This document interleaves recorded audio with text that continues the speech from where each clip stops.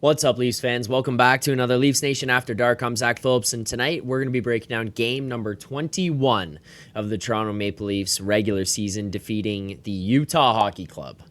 Yes, the Utah Hockey Club. 3-2 here tonight, and what was a weird kind of exciting for a bit, but then kind of sleepy Sunday night game. No Saturday night hockey night in Canada here for this Leafs team. You have to push it off to Sunday. It's the standalone game at night. It's going head-to-head with the NFL, except all of us that goes here in Toronto are going to be prioritizing that one here. And I was thinking about it after the game. Like, as soon as the game ended, there was like, oh, that's kind of a weird one. I wonder what the chat's going to say. I wonder how you guys are going to feel about that, because, it wasn't like a dominant win against Utah. The third period felt strange as well, just based on the fact that, like, you were under siege for a lot of the game. But I don't know. I think that this was actually this is just a good win, and it's something that like makes me feel more confident about the group, about the team, about the way they were able to win here tonight, the fact that they were able to get this win, how decimated the lineup is, how many guys you're missing who are supposed to be regulars in this group. Like, you are missing depth guys of your regulars. Like, you are missing extra bodies of your regulars out of this, to the point where you've had to sign Alex Nylander to an NHL contract. Like, there's so much change that has taken place, and you're missing so much of the lineup. And I was like, you didn't get goalied. Your stars still get on the board here tonight. Willie and Mitch were dancing around. Nylander scores. Marner scores too, that is. You played pretty well defensively. Were able to kill off penalties there. Got lucky with some penalties the other way. I also saw stuff too. Like, I think it was Tic Tac Tomar on Twitter tweeted, like, yeah, this is one of those games where even the other team, like the other team's getting pissed off with the way you're playing, and slamming doors in the penalty box and stuff. They're mad on the bench, and it was like,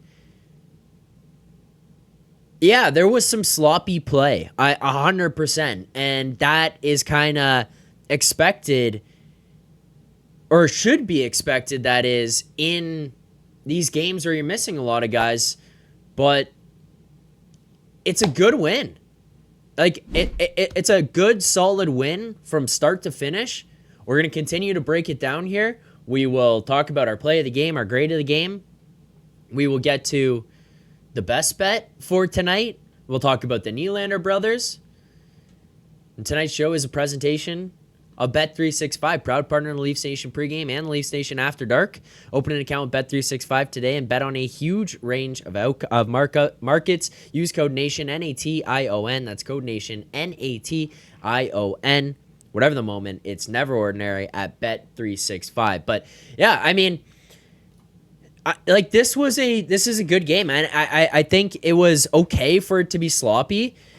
Blind Patriot says there will be sloppy hockey whenever two AHL teams play. Yeah, it's kind of should be expected, but I think we can be happy as fans and proud of this effort as a group, because you have a Sunday night game. It's not normal. The crowd, the energy, the atmosphere, it's going to be a little bit different. Hell, even the Golden Muzzies sitting in the lower bowl. I mean, come on. You think he's getting off his hands in there? Is he getting loud? I don't know. We'll find out. Maybe he'll talk about it tomorrow morning on the show. But different crowd, different environment, different atmosphere, the whole thing. And it didn't really matter. Like, you outshot them here tonight. Joseph Woll played pretty well. The only two goals that he allows on the night were tips. And honestly, the one he had zero chance on, I thought, the McBain one. It's tipped from right in front of him there. It's point blank, goes from being tipped at where it is likely a glove save to down just over his pad. And then the other one was, like, the only reason I say, like, this one he maybe could have had a shot at, which I don't even want to be the asshole who's going to say he could have got that one.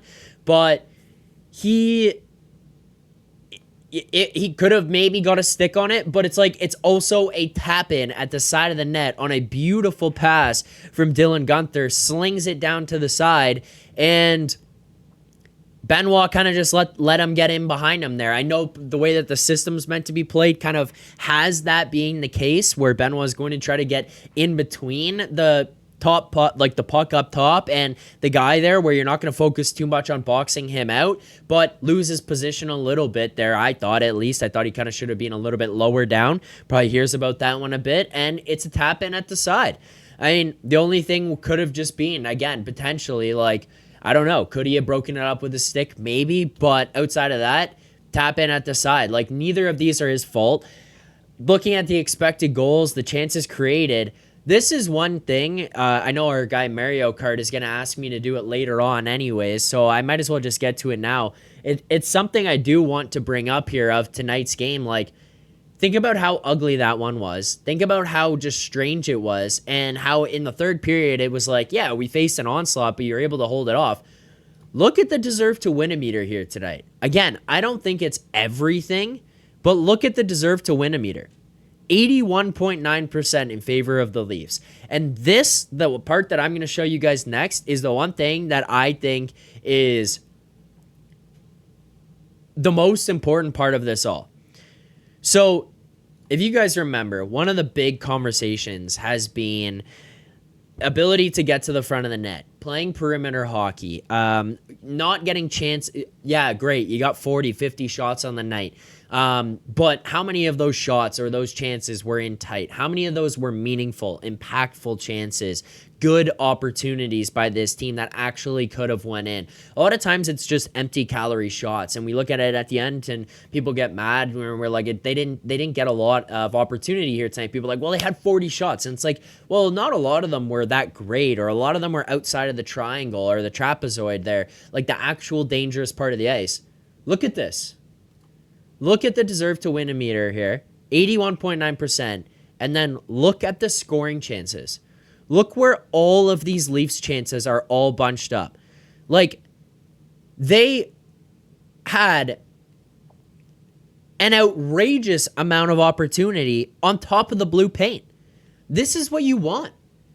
This is simplifying the game. This is getting opportunities from point-blank ranges, getting in, being direct, as Berube said, getting on top of the goaltender, getting in front, screening, hacking and whacking away, not being afraid of the battle, not being afraid of getting hit. Like, you go to the dirty areas on the ice, and you are going to score goals and out-generate opponents on a nightly basis.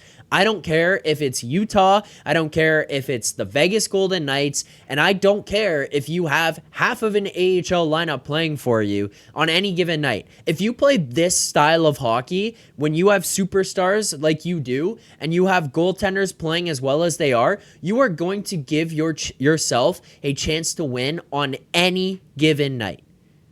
You do this and you play hockey this way, this is the kind of stuff that gives you opportunity to have long-term success in the playoffs.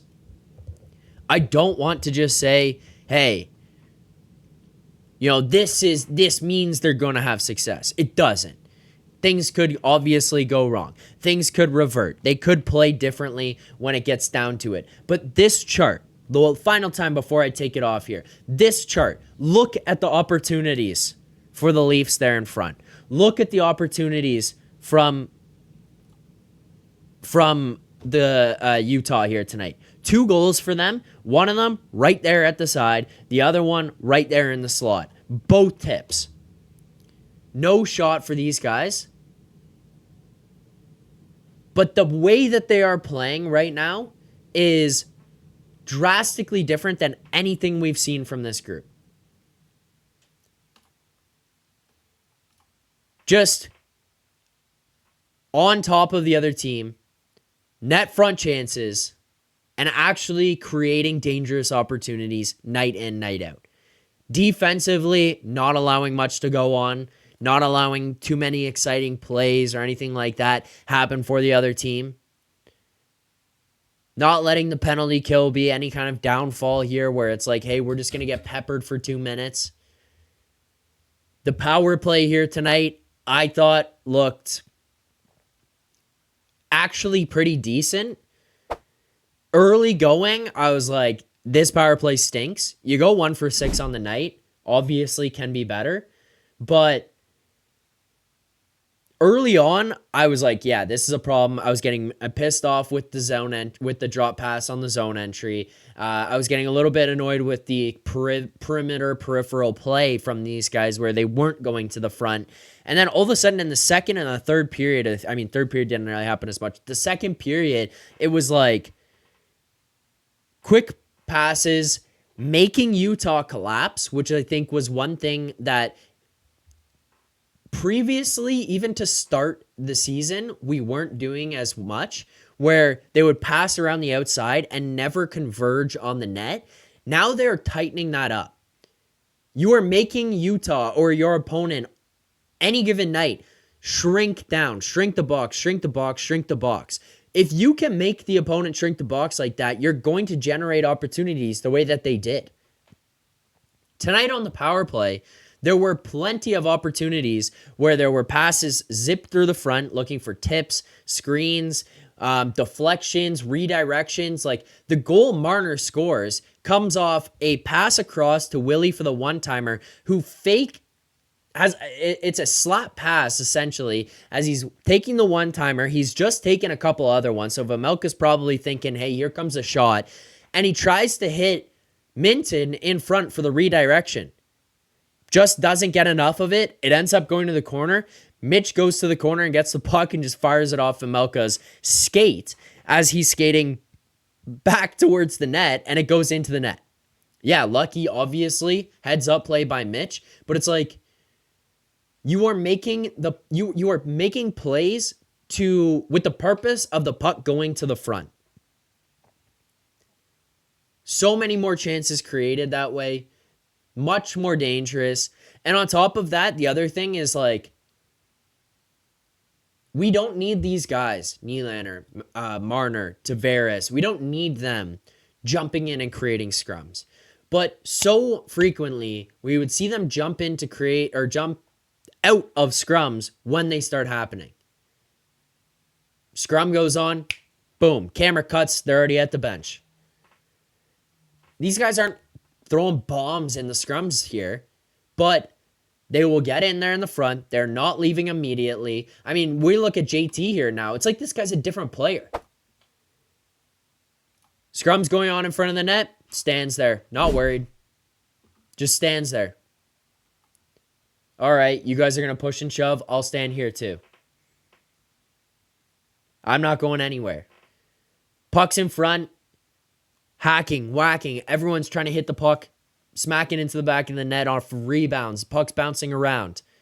Those guys are in there. Marner, Nylander, Tavares, they are in there smacking away at this thing, trying to score on these rebounds and get these second chance opportunities. I hope this continues and is a long-term thing and not just something we've seen over the past couple of games. But this is a real good game here tonight in terms of you're missing guys. You're missing important guys, that is. Nyes, Matthews, not here. Domi, out. Pacioretty, out. Like, these are numerous top 6 players. 2 at bare minimum in Matthews and Nyes. Arguably a third in Pacioretty, potentially a fourth depending on how you deploy guys in Max Domi. And it doesn't matter. Next man up. Next man up opportunity. Okay, tonight's my shot. I'm in there. For more content just like this, including game previews, post-game live shows, Leafs Morning Take, Monday through Friday with Nick Alberga and Jay Rosehill with special guests, as well as instant reaction videos. Make sure to be subscribed here to the Leafs Nation YouTube channel. Turn on notifications so you don't miss anything, and drop a like.